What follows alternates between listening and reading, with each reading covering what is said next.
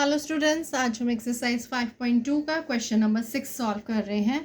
In the given figure below decide L is parallel to M. यानी ये आपको figure दी गई है और इस फिगर के अकॉर्डिंग आपने बताना है कि क्या लाइन एल जो है वो पैरेलल है एम के।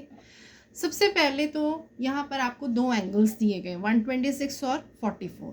अगर ट्रांसवर्सल लाइन के एक ही साइड पर दो एंगल्स बन रहे होते हैं तो उन्हें हम बोलते हैं को इंटीरियर एंगल। और को इंटीरियर एंगल्स जो होते हैं अगर उनका सम करने पर वो 180 डिग्री के इक्वल आता है तो लाइन जो होती हैं वो पैरेलल्स होती हैं। सबसे पहले इन दोनों को इंटीरियर को हम प्लस करके देख लेते हैं। जैसे हमने 126 और 44 को प्लस किया तो ये दोनों इक्वल होने चाहिए 180 डिग्री के because of co interior angle के कारण, क्योंकि को इंटीरियर एंगल्स जो होते हैं वो अगर उनका सम करो तो वो 180 डिग्री के इक्वल होने चाहिए। तो अगर हम इन दोनों को प्लस कर रहे हैं तो इन दोनों को प्लस करने पर हमारा आ रहा है 170। So that is not equal to 180 degree. तो यहाँ पर ये दोनों लाइंस जो हैं वो आपस में पैरेलल नहीं है। So line L is not parallel to M.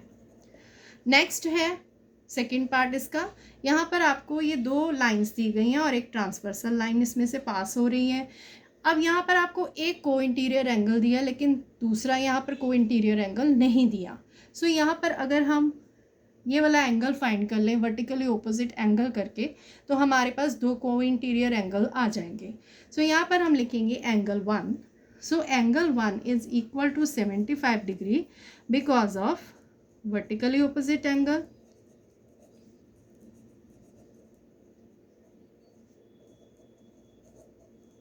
उसके बाद अगर ये हमारा 75 आ गया वर्टिकली ऑपोजिट एंगल होने के कारण तो 75 यानी दो एंगल को प्लस करने पर हमारा 180 डिग्री आना चाहिए because of co interior angle. तो यहाँ पर इन दोनों को अगर हम प्लस कर रहे हैं तो यहाँ पर इसका प्लस करने पर आ रहा है sum 150, but that is not equal to 180 degree. So यहाँ पर हम लिखेंगे line L is not parallel to M. So इससे सम का नेक्स्ट पार्ट है। यहाँ पर आपको एंगल्स दिए गए हैं लेकिन एक को इंटीरियर एंगल दिया गया है, दूसरा को इंटीरियर एंगल जो है वो आपको नहीं दिया। तो यहाँ से हम एंगल 1 जो है वो फाइंड कर लेते हैं because of vertically opposite angle. तो हमारे दो को इंटीरियर एंगल आ जाएंगे, एक ये और एक ये। तो यहाँ पर हम लिखेंगे एंगल जो 1 है वो हमारा 57 डिग्री का हो जाएगा because of vertically opposite angle.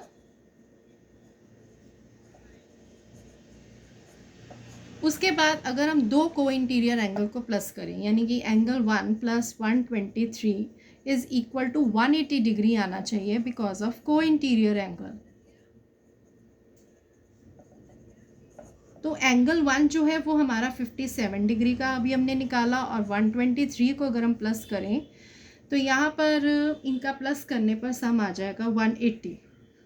तो डैट इज़ इक्वल टू 180। तो यहाँ पर आप लिखोगे कि line L is parallel to M. क्यों? अगर दो को इंटीरियर एंगल्स को प्लस करने पर उनका सम 180 डिग्री आ रहा है तो ही लाइन जो है वो आपस में पैरेलल होंगी। नेक्स्ट है इसका फोर्थ पार्ट। इसमें हमें एक को इंटीरियर एंगल दिया है लेकिन हमें दूसरा नहीं दिया। तो हम यहाँ पर एंगल 1 जो है वो निकाल लेते हैं वर्टिकली ऑपोजिट एंगल से, तो हमारे पास दो को इंटीरियर हो जाएंगे। So angle 1 is equal to 72 degree because of vertically opposite angle. उसके बाद अगर हम 98 डिग्री और प्लस 1 करें तो ये होना चाहिए 180 डिग्री के because of co interior angle. क्योंकि को इंटीरियर एंगल अगर हम दो एंगल को प्लस करें तो 180 डिग्री के इक्वल होते हैं। यहाँ पर एंगल 1 हमारा आया 72। तो यहाँ पर इन दोनों को प्लस करने पर हमारा सम जो है वो 170 आ रहा है, that is not equal to 180 degree. तो इसीलिए इन दोनों का सम करने पर को इंटीरियर के 170 आ रहा है। तो हमें चाहिए था 180 क्योंकि को इंटीरियर एंगल 180 डिग्री के इक्वल होते हैं। सो यहाँ हम लिखेंगे line L is not parallel to M. ये है आपके आंसर्स. Thank you.